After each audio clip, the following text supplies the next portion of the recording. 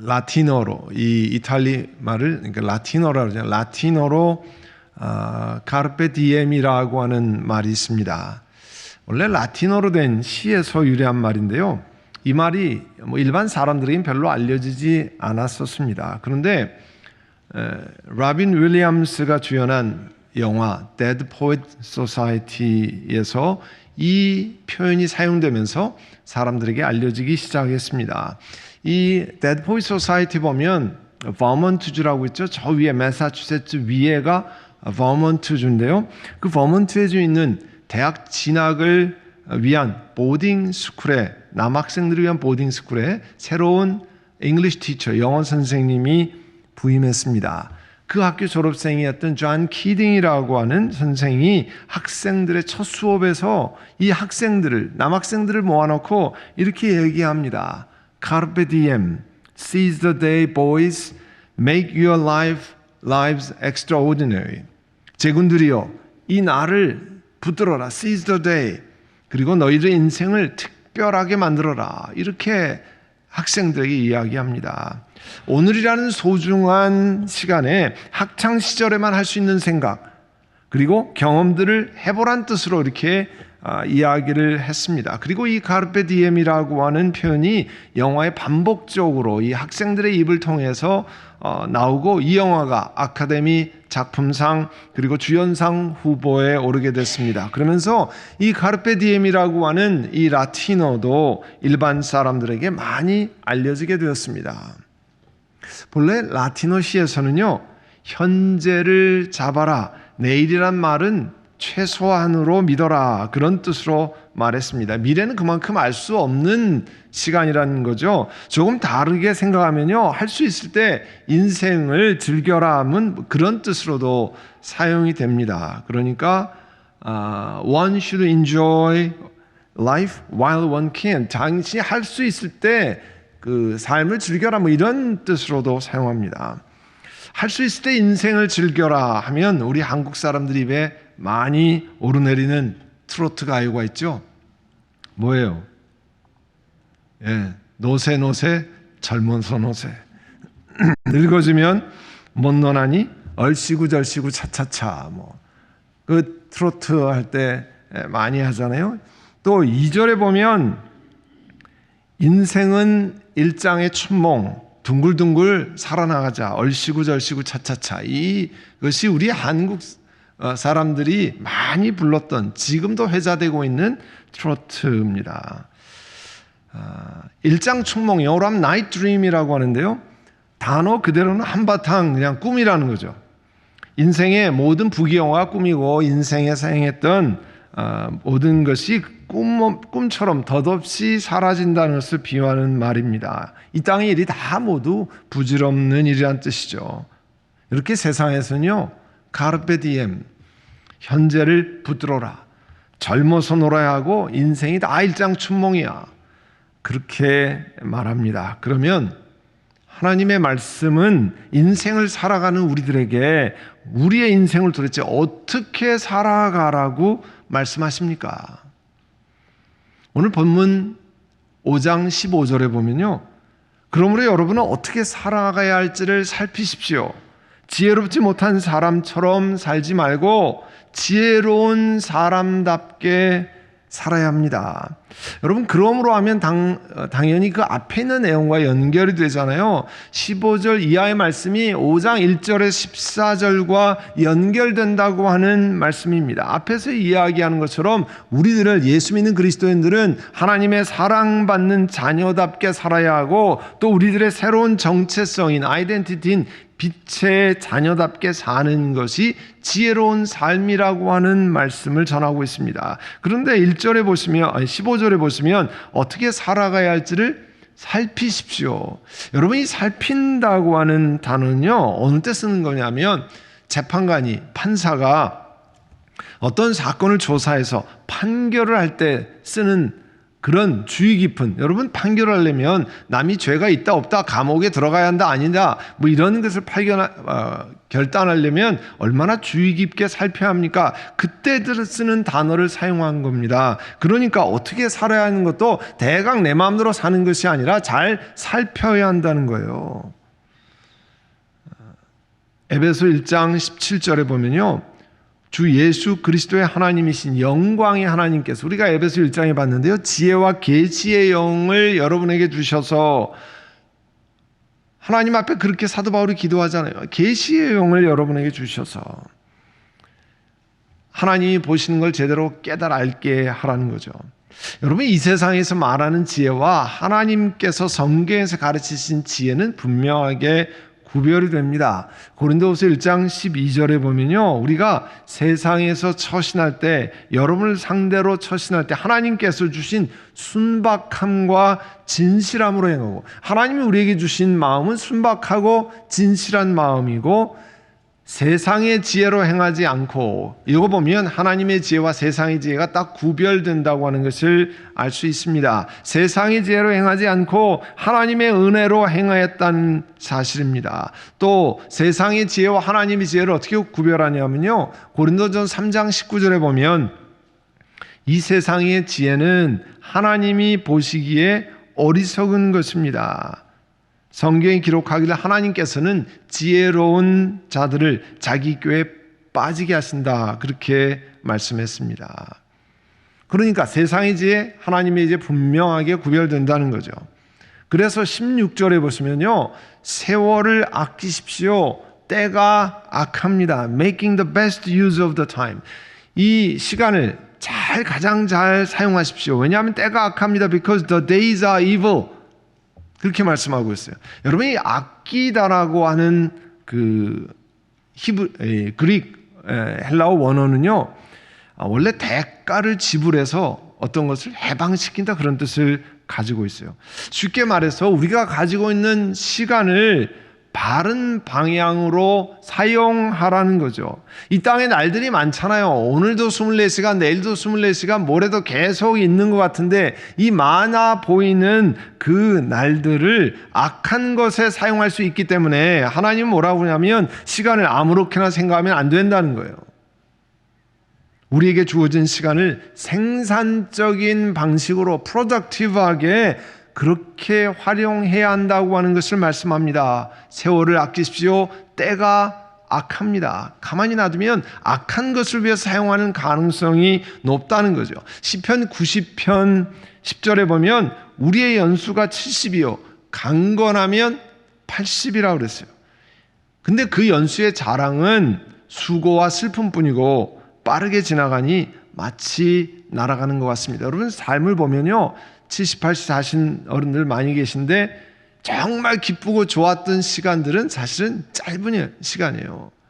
뭐 좋은 일을 만나서 좋아하고 그거를 막 몇 년 며칠 막 계속 좋아하는 분은 없습니다. 그러면 정신과에 병동에 가야 돼요. 잠깐 좋고 그 다음에는 다 어렵고 힘든 고난을 통과합니다. 그렇게 말씀하고 있어요. 그래서 시편 90편 12절에 우리에게 우리의 날을 세는 법을 가르쳐 주셔서 지혜의 마음을 얻게 하십시오. 우리에게 우리의 날을 세는 방법, teach us to number our days aright. 시간을 잘 셀 줄 알아야 된다는 거예요. 우리가 천년만년 사는 것이 아니라 하나님 앞에 시간이 얼만큼 있을 수 있다, 그것도 다 모르지만 그런 것이 지혜로운 삶이라는 거예요. 그래야 지혜의 마음을 얻을 수 있다는 겁니다. 우리 캘리포니아에서 다 승용차 이 운전면허를, 드라이버 라이센스를 받으려면요, 누구나 다 리튼 테스트를 해야 합니다.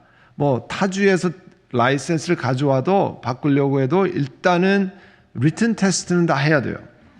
리튼 테스트가 DMV, 여러분 오래전에 다 보셨겠지만 46개 다 고르는 문제예요. 46개. 그런데 40개 이상 맞춰야 드라이버 라이센스 퍼밋을 주거나 러너스 퍼밋이나 드라이버 라이센스를 바꿔줍니다. 그런데 시작할 때 보니까 내가 모르는 문제가 몇 개 나왔어요. 그 모르는 문제 5개 잡고 그냥 끙끙거리고 계속 그것만 붙들고 있으면 드라이버 리튼 테스트 절대 통과 못합니다. 모르는 거는 그냥 적당히 넘어가고 아는 것을 해야 10,000개 이상 맞을 수 있을 거잖아요. 여러분,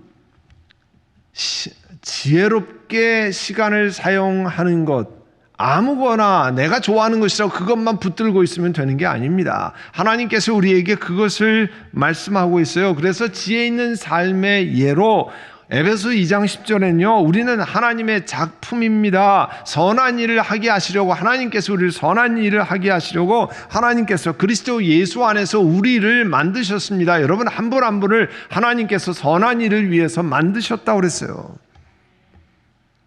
하나님께서 이렇게 미리 준비하신 것은, 하나님이 미리 계획하셔서 우리를 만드신 것은 우리가 선한 일을 하며 살아가게 하시려는 것입니다. 그러니까요, 우리 가정에서, 우리의 일터에서 선한 일은 무엇일까? 질문하셔야죠. 우리 가정에서 내가 하는 선한 일은 무엇일까? 내 직장에서, 내 비즈니스에서 내가 할 수 있는 선한 일, good works는 뭘까? 질문하셔야죠. 왜냐하면 하나님이 그렇게 계획하셨기 때문에 그래요. 그래서 17절에 보시면, 그러므로 어리석은 자가 되지 말고 주님의 뜻이 무엇인지 깨달으십시오. 주님의 뜻이 무엇인지 전혀 분별하지 않고 사는 것은 어리석은 사람이라는 거예요. 이 지혜롭지 못한 사람, 동의어로 어리석은 사람을 이야기하고 있습니다. 그러니까 지혜로운 사람은 하나님의 뜻을 잘 분별하는 거예요. 그래서 18절에요. 지금 어떻게 지혜로운 사람이 되기를 될 수 있는가를 따지면서 18절에 보면, 술에 취하지 마십시오. 거기에는 방탕이 따릅니다. 성령의 충만함을 받으십시오. 이 18절은요, 2개의 명령으로 구성되어 있습니다. 하나는 술 취하지 마십시오. 또 하나는 성령의 충만함을 받으십시오. 지혜 없는 삶의 예로요, 술 취하는 것을 보여주고 있습니다. 사람이 술에 취하면 방탕한 삶이 따라옵니다. 성경이 그랬어요. 술에 취하면 방탕한 삶이 따라온다 그랬어요. 잠언서에는 포도주로 인한 갖가지 위험한 것을 아주 적나라하게 그리고 있습니다. 잠언서 23장 30절에 보면요, 29절서부터 이렇게 되어 있습니다. 재난을 당할 사람이 누구며 근심하게 될 사람이 누구냐? 이 rhetoric question이잖아요. 질문하잖아요. 술 취한 사람이라는 거예요. 그 다음에 다투게 될 사람이 누구며 탄식할 사람이 누구냐? 술 취한 사람이라는 겁니다. 까닭도 모를 상처를 입을 사람이 누구며 눈이 충혈될 사람이 누구냐?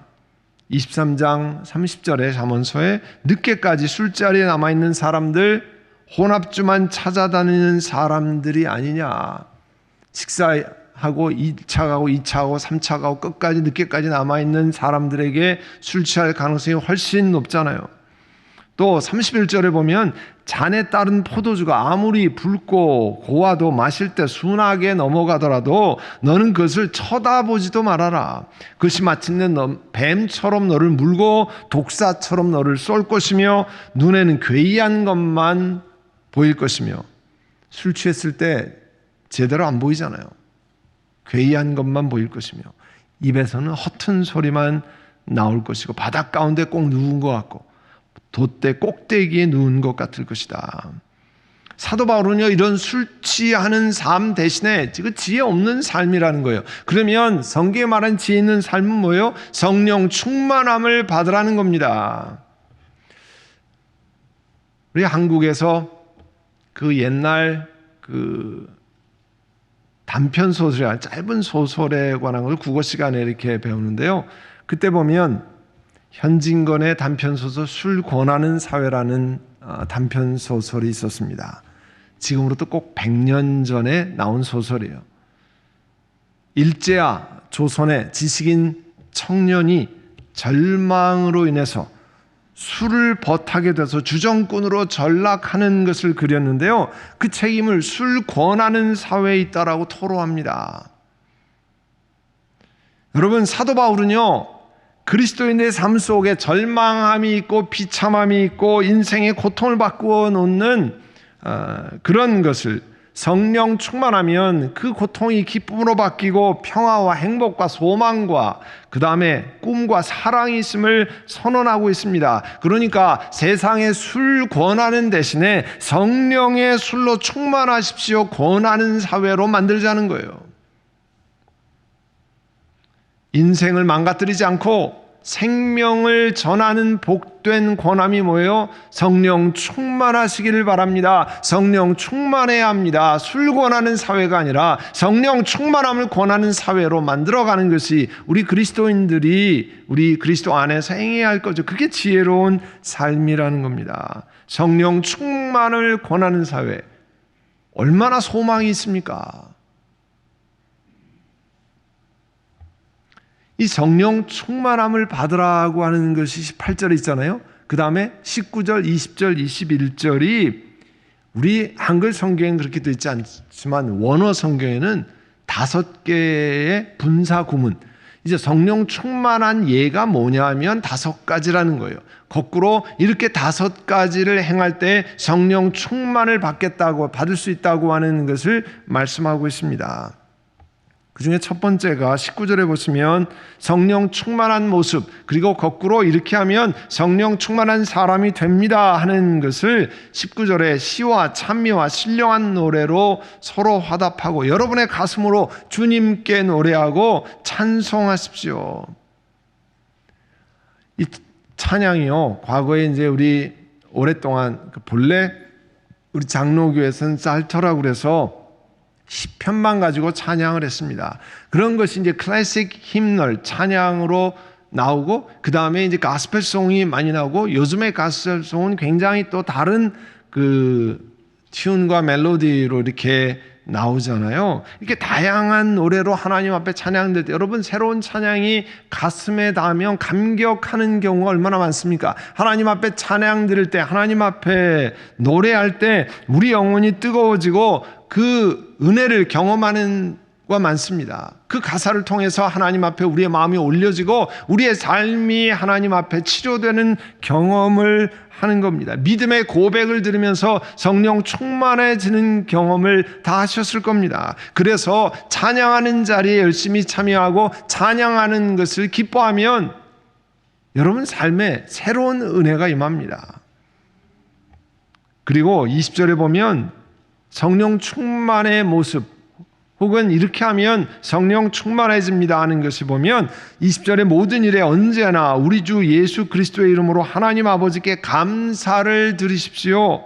감사드림이 성령 충만의 두 번째 모습이에요. 또 다른 모습이에요.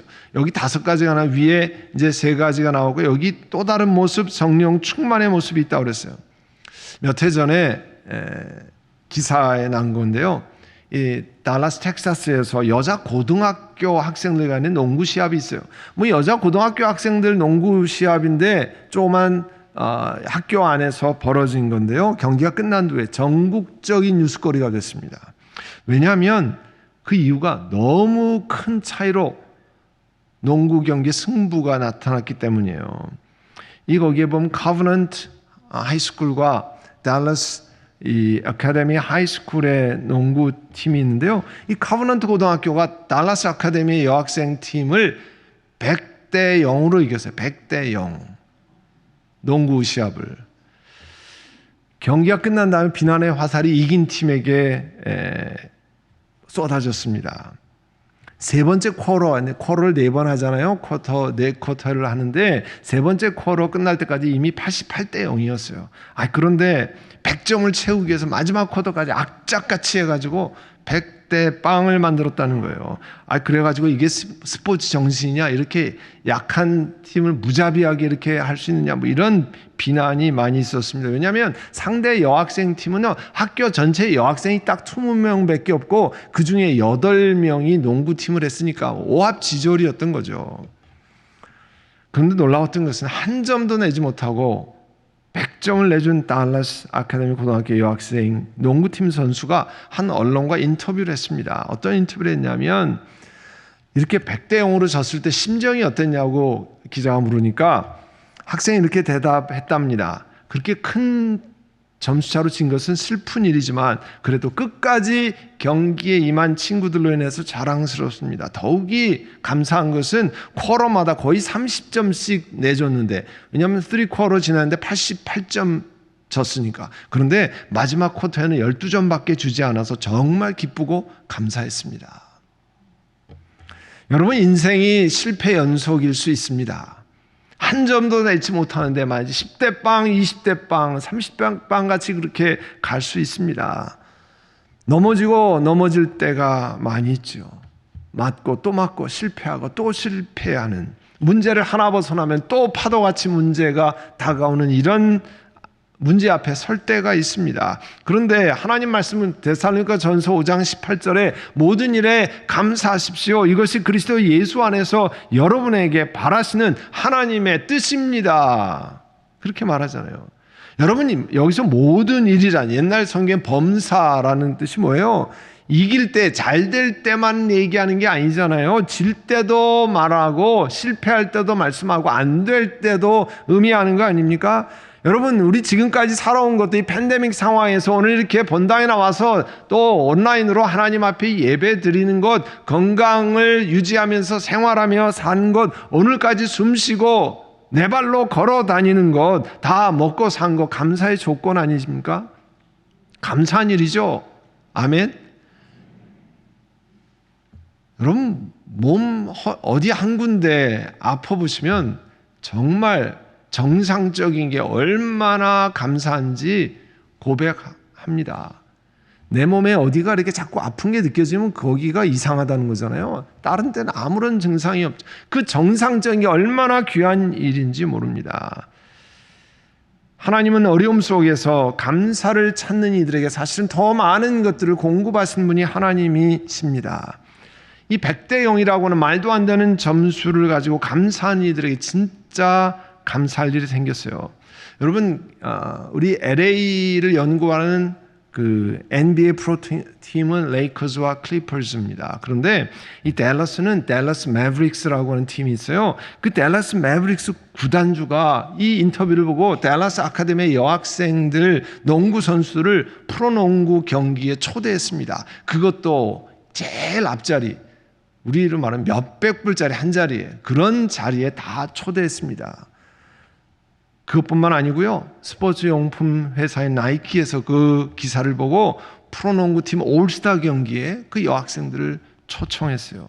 여러분, 감사드릴 때 하나님이 더 큰 일로 갚으시고 더 큰 기적으로 보여주시는 게 하나님이 역사하시는 방법입니다. 그래서 성령 충만한 사람들이 감사로 하나님 앞에 찬양드리라고 말씀하는 겁니다. 그 다음에 성령 충만의 또 다른 모습은요, 21절이에요. 여러분은 그리스도를 두려워하는 마음으로 서로 순종하십시오. 우리가 보는 새 번역에는요, 이 21절이 마치 다른 단락의 시작처럼 이렇게 보입니다. 그런데 실제로 5장 21절은 이 원어 그리어에 보면 18절에서 시작하는 문장의 끝부분이 21절이에요. 그러니까 성령 충만하면서 나타날 성도의 5가지 하나님께 찬양 드리고 또 감사드리고 할 때 맨 마지막에 뭐가 나오냐면 두려워하는 마음으로, 그리스도를 두려워하는 마음으로 서로 순종하십시오. 여러분, 21절에 서로 순종하십시오라는 말 뒤에 서로 순종해야 하는 그 뒤부터 3가지의 관계를 설명하고 있습니다. 남편과 아내, 그리고 부모와 자식, 주인과 종, 오늘날의 표현으로 바꾸면 고용주와 고용인, 직원 관계가 그리스도를 사랑하며 그리스도를 두려워하는 마음으로 서로 순종해야 하는 관계예요. 이제 그 다음부터는 이렇게 이 서로 순종해야 하는 관계가 어떤 뜻인가를 우리가 이제 살펴볼 텐데요. 그렇게 말씀하고 있습니다. 사랑하는 성도 여러분, 세상이 가르쳐주는 지혜로운 삶이라는 것이 우리 세상에 사는 우리가 더 익숙할 수 있습니다. 그렇지만 하나님이 허락해 주신 우리 인생을 귀하게 생각하고 세월을 아끼는 생활이 지혜로운 삶입니다. 5장 1절 이하에 가르쳐 주신 대로 음행이나 더러운 행위나 탐욕은 우리 입에 담지 않는 것, 우리의 합당한 삶이고 지혜로운 삶입니다. 그뿐이 아니고요, 더러운 말, 어리석은 말, 상스러운 농담을 삼가하는 생활을 훈련하는 것이요, 우리 성경적인 지혜를 따라 사는 일이에요. 그리고 하나님 말씀에 의하면 선하고 의롭고 진실을 전하는 것이 그리스도인들이 해야 할 삶입니다. 그 열매를 세상에 보이는 거예요. 술 취하는 것 대신에 성령의 충만을 이어가도록 하는 것, 그래서 하나님께 찬양 드리고 감사를 올리고 그리고 그런 삶을 일상화하는 것, 그리고 마지막으로 그리스도를 두려워하는 마음으로 우리의 가정에서 일터에서 서로에게 순종하는 삶을 살아가는 것이 하나님이 보이시는 지혜로운 삶입니다. 이제 이와 같은 삶을, 지혜로운 삶을 여러분 묵상해 보시고, 성령 하나님께 의지하며 하나님 내 힘으로는 잘 안 됩니다. 성령님 나를 도와주셔서, 저를 도와주셔서 이렇게 이 땅의 짧은 인생 지혜롭게 살아가는 은혜를 허락하십시오 하는 고백하는 일주일이 되시기를 간절히 바랍니다. 기도하겠습니다. 여러분, 우리 한번 기도하실 때 여러분 삶에 하나님이 인생을 다 똑같은 시간들을 허락하셨습니다. 혹시 내가 그리스도인인데 그 시간을 아끼지 못하고 세월을 아끼지 못하고 지혜롭지 못하게 산 것이 있으면 회개하고 돌이키고, 이제 성령님 내가 지혜로운 삶을 살기를 원합니다. 하나님이 기뻐하시는 삶을 살기를 원합니다. 우리 시간에 함께 하나님 앞에 기도드리겠습니다. 아버지 하나님, 세상은 세상의 지혜대로 이 땅을 살아가야 손해보지 않고 이 땅에서 원하는 것을 성취할 수 있다라고 가르칩니다. 그러나 이 세상의 지혜는 하나님 앞에 어리석은 것이라고 말씀하고 하나님의 뜻 가운데 나아가도록 저희들을 부르시는 것이니 하여 찬양드립니다.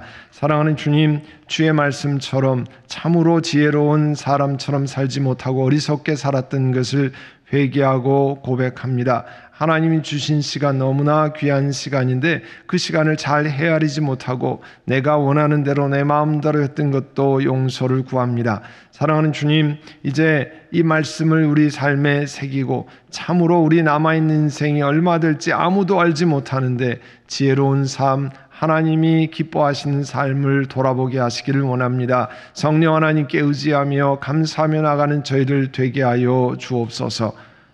예수님의 이름으로 기도드립니다. 아멘.